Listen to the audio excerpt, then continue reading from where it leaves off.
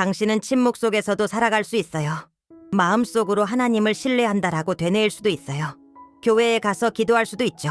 하지만 당신의 입이 닫혀 있는 한, 당신의 집이 믿음이 아닌 두려움의 소리에 잠겨 있는 한, 가난의 영은 당신의 의심을 먹고 계속 살아갑니다. 그는 당신의 고통을 두려워하지 않아요. 당신의 부족함에도 놀라지 않아요. 하지만 그를 떨리게 만드는 것이 하나 있습니다. 말씀이 믿음으로 크게 선포될 때 보이지 않는 무언가가 무너지기 시작합니다. 사슬이 끊어지고 분위기가 바뀝니다. 그리고 가난의 영은 짐을 싸기 시작하죠. 끝까지 함께해요. 오늘 당신의 집이 완전히 달라질 수 있으니까요. 아무리 노력해도 아무것도 변하지 않는 것처럼 느낀 적이 있나요? 일하고 기도하고 애써도 가난의 느낌은 그림자처럼 따라붙어 사라지지 않죠. 문제는 많은 사람들이 잘못된 전쟁을 잘못된 무기로 싸우고 있다는 것입니다. 계획표로는 믿음으로만 이길 수 있는 문제를 해결하려 하고 통제하려고만 하고 맞서려 하지는 않아요. 그러는 동안 진짜 적은 숨어 있습니다. 조용하고 치밀하게 당신의 집 벽 사이에 살고 있는 듯이. 이 전쟁은 숫자와의 싸움이 아닙니다. 직장 상사, 정부, 고지서와의 싸움도 아니죠. 영과의 싸움입니다. 보이지 않는 가난이라는 영. 그는 주머니만 비우는 것이 아니라 희망을 비웁니다. 그리고 두려움, 불안, 특히 침묵을 먹고 삽니다. 맞아요. 그는 말씀이 없는 곳에 자리합니다. 믿음이 마음속에는 있지만 입술로는 선포되지 않는 곳. 자녀들이 절망만 듣고 약속을 듣지 못하는 곳. 하지만 오늘 진리가 드러날 것입니다. 어떤 위기보다 강한 무기가 있으니까요. 하나님의 살아있는 말씀.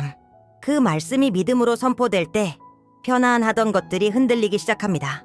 숨겨져 있던 것들이 쫓겨나기 시작합니다. 그리고 가난의 영은 점점 자리를 잃습니다. 질문은 이것입니다. 당신은 계속 잘못된 무기로 싸울 건가요? 아니면 지옥이 감당할 수 없는 단 하나의 무기를 들 건가요? 그는 소리치며 들어오지 않습니다. 문을 부수지도 않죠.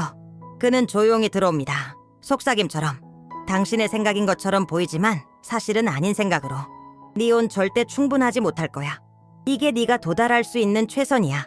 네 아이들도 너와 같은 고생을 겪게 될 거야. 그리고 당신은 믿게 됩니다. 원해서가 아니라 너무 여러 번 들어서 현실처럼 느껴지기 때문이죠. 가난의 영은 통장 장에만 있는 게 아닙니다. 카드 명세서를 열 때 당신을 얼어붙게 하는 두려움. 안 돼 라고 말할 때 느끼는 부끄러움. 겉으로 비교하진 않지만 속으로는 저 사람은 더 잘 나가네 라고 느끼는 마음. 그리고 당신이 뒤처졌다는 감각 안에 있습니다. 그 영은 습관 속에 숨어 있습니다. 반복되는 패턴 속에. 그리고 주문처럼 반복되는 말들 속에. 돈이 어디서 나겠어? 태어날 때부터 가진 게 없으면 평생 그래.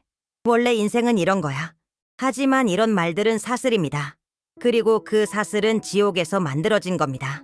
당신이 받아들일수록 그는 더 강해지고 당신이 익숙해질수록 그는 더 뿌리를 내립니다. 그는 당신이 이것을 정상이라고 생각하길 원합니다. 하지만 그렇지 않습니다. 당신은 그저 버티라고 만들어진 존재가 아닙니다. 영적으로, 정서적으로, 그리고 물질적으로도 번성하도록 지어진 존재입니다. 하지만 이 영은 알고 있습니다.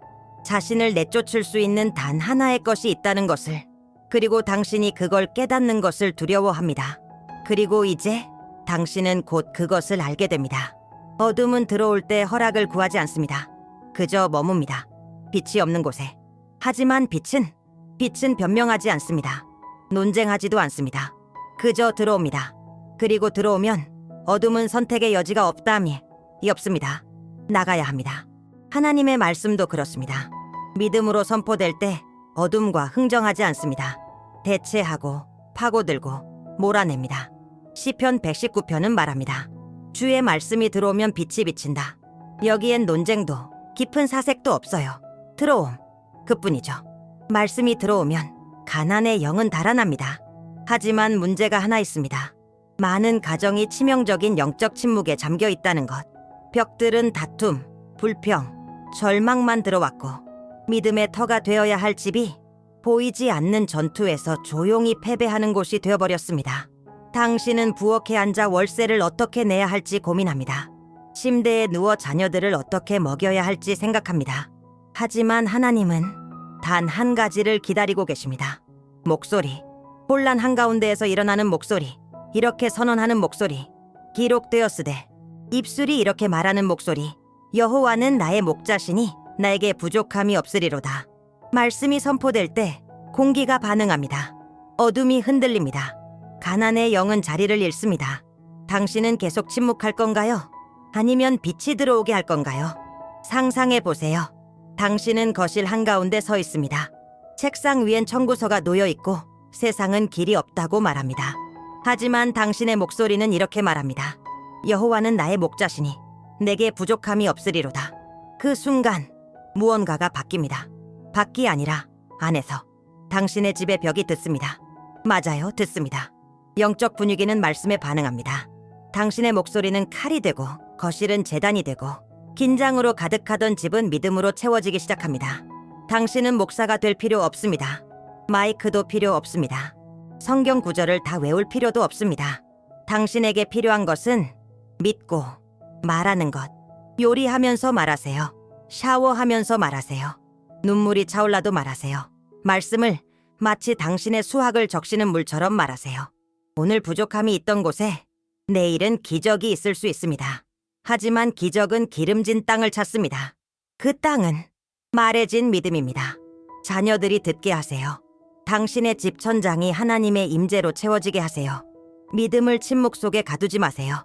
당신의 집을 하나님의 약속이 울려 퍼지는 곳으로 만드세요. 말씀이 들리면 가난의 영은 침묵합니다.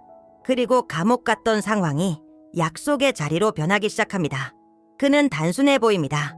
부드럽고 심지어 시처럼 들립니다. 하지만 시편 23편은 행사용 시가 아닙니다. 전쟁 선언입니다. 여호와는 나의 목자시니 내게 부족함이 없으리로다. 이 문장은 믿는 자의 손에 들린 칼입니다. 권위의 외침입니다. 가난의 영을 향한 선고입니다. 다윗이 이 말을 썼을 때 그는 궁전에 있지 않았습니다. 그는 골짜기를 알았고 쫓김을 알았고 두려움을 알았습니다. 하지만 원수들 사이에서도 그는 풍성함을 선언했습니다. 당신은 어떨까요? 청구서, 빚, 불확실성에 둘러싸여 있을 수 있습니다. 냉장고 문을 열면 거의 비어 있을 수도 있습니다.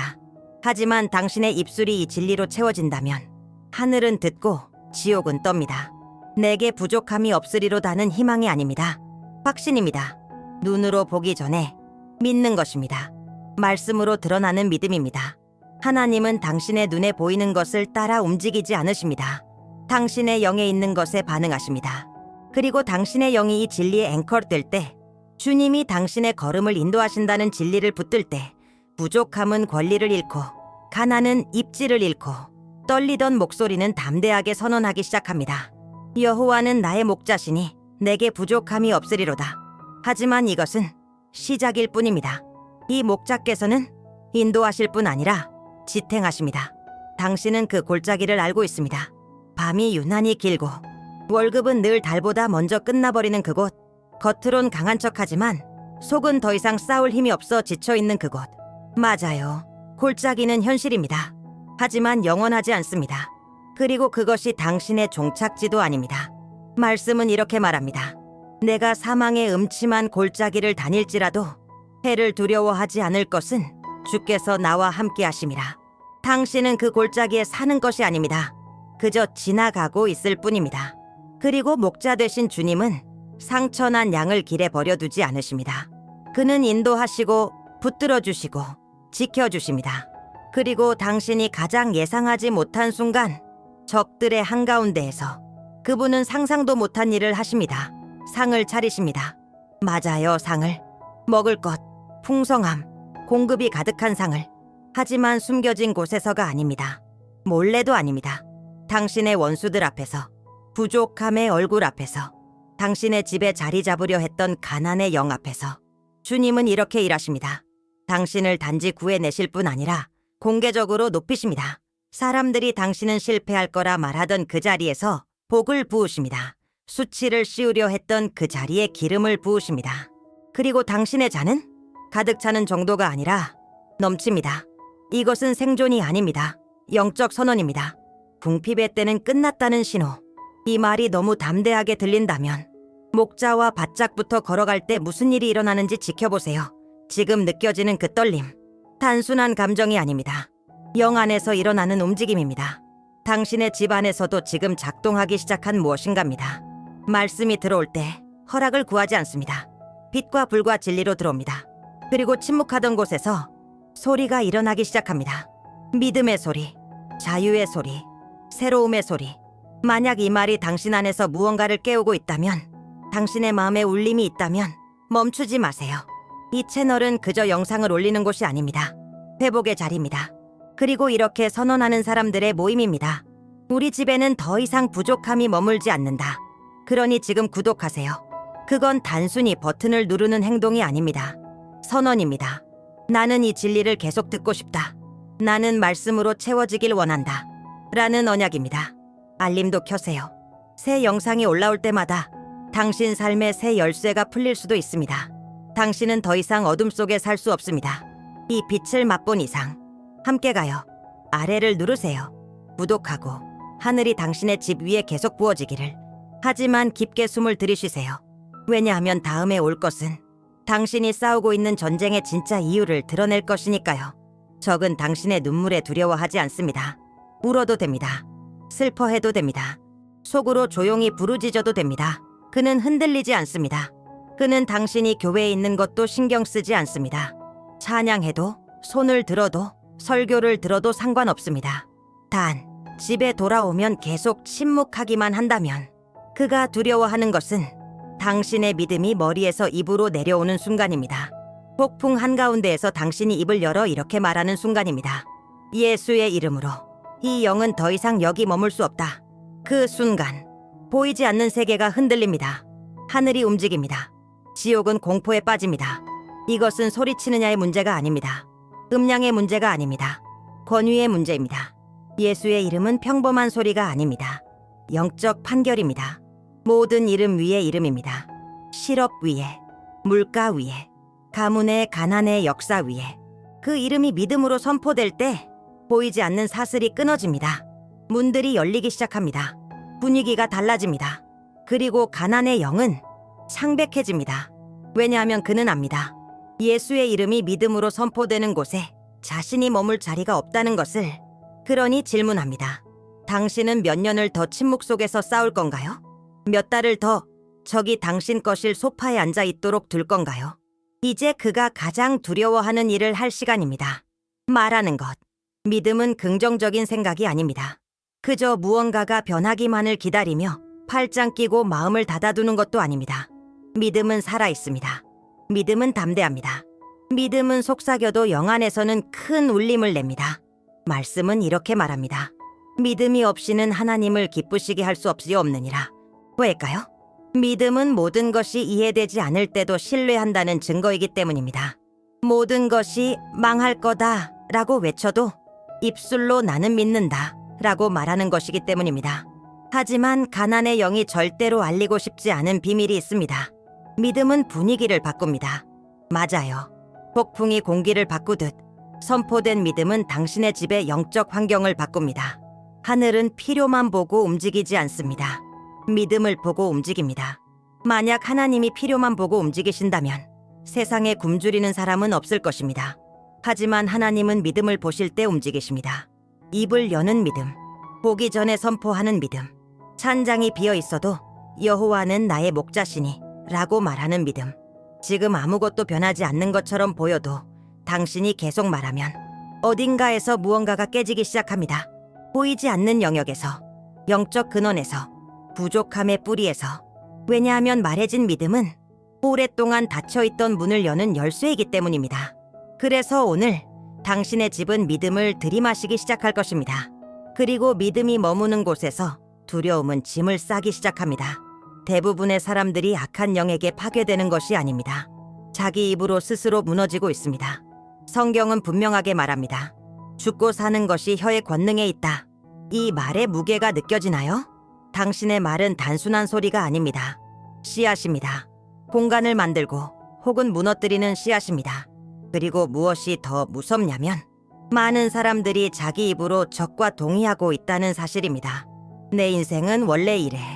돈은 절대 남지 않아. 나한텐 왜 다 안 풀리지? 라고 말할 때마다 당신은 영적 계약서에 서명하는 것입니다. 빈곤의 계약, 부족의 계약, 그리고 가난의 영은 조용히 박수칩니다. 당신이 스스로 그 땅을 물주고 있기 때문입니다. 하지만 오늘 그것이 끝납니다. 오늘 당신은 마비시키는 말 대신 자유를 여는 선언을 선택합니다. 당신은 말씀으로 세상을 창조하신 하나님의 형상으로 지음받았습니다. 그분이 빛이 있으라 말씀하시자 빛이 생겼습니다. 당신도 그 창조의 DNA를 가지고 있습니다. 가난의 영이 도망가는 것을 보고 싶나요? 입을 여세요. 말씀을 선언하세요. 불평이 아닌 약속으로 집의 환경을 다시 쓰세요. 왜냐하면 당신이 말하는 것이 당신이 만드는 것이기 때문입니다. 그리고 말을 바꾸면 하늘은 당신의 현실을 바꾸기 시작합니다. 많은 사람들은 하나님의 임재를 손님처럼 대합니다. 주일에만 찾거나 모든 것이 무너진 뒤에야 찾습니다. 하지만 진실을 말하자면 하나님은 손님이 되고 싶지 않으십니다. 거주하시길 원합니다. 열쇠를 가지길 원합니다. 가끔 들르는 분이 아니라 당신 집의 주인이 되길 원합니다. 그분이 거하시는 곳에서는 부족함이 숨을 못 쉽니다. 불안이 힘을 잃습니다. 억압이 약해집니다. 가난의 영을 이기고 싶다면 예산과 노력만으로는 충분하지 않습니다. 임재가 필요합니다. 당신의 집이 크든 작든 낡았든 상관없습니다. 하나님은 평수를 보지 않습니다. 그분은 마음을 보십니다. 그분을 이 순위가 아닌 중심에 두는 집을 찾으십니다. 혼란 속에 제단을 세우세요. 촛불이나 물건이 아니라 당신의 예배로, 당신의 헌신으로, 당신의 시간으로, 당신의 말씀으로. 거실 한가운데서 시편 23편을 소리내어 읽으세요. 자녀들과 기도하세요. 설거지를 하면서도 예배하세요. 집의 모든 구석이 하늘의 분위기로 채워지게 하세요. 가난의 영은 부재를 먹고 삽니다. 하지만 임재가 있는 곳에서는 질식합니다. 하나님이 당신의 집에 거하시기 시작하면 공급은 더 이상 가능성이 아닙니다. 부작용처럼 따라옵니다. 이제 당신은 압니다. 당신을 둘러싼 가난은 단순한 돈 문제가 아닙니다. 영적 전쟁입니다. 침묵과 의심과 말씀의 부재를 먹고 사는 존재입니다. 하지만 오늘 당신은 무기를 발견했습니다. 인간의 힘이 아니라, 통제가 아니라 하나님의 말씀, 말해지고 믿어지고 살아있는 말씀, 떠나지 않는 하나님의 임재, 침묵하기를 거부하는 믿음. 당신은 배웠습니다. 침묵은 부족의 토양이라는 것, 믿음은 공급의 달이라는 것, 당신의 말은 집의 분위기를 만든다는 것, 그리고 예수의 이름은 지금도 지옥을 물러가게 한다는 것. 그러니 일어나세요. 피해자가 아니라 목소리로 선언하세요. 우리 집에는 더 이상 가난의 영이 다스리지 않는다. 그리고 만약 이 말이 당신을 깨웠다면, 당신의 영이 뜨거워졌다면 지금 이 영상을 좋아요 누르세요. 채널을 구독하세요. 여기서 믿음은 이론이 아니라 삶입니다. 이 말이 꼭 필요한 사람에게 공유하세요. 그리고 댓글에 담대하게 쓰세요. 우리 집은 주님의 것입니다. 여기까지 함께 걸어줘서 고마워요. 지극히 높으신 분의 평안과 공급과 임재가 당신의 집 구석구석까지 스며들기를 바랍니다. 그리고 기억하세요. 말씀이 선포되는 곳에 가난의 영은 머무를 수 없습니다. 다음 영상에서 만나요.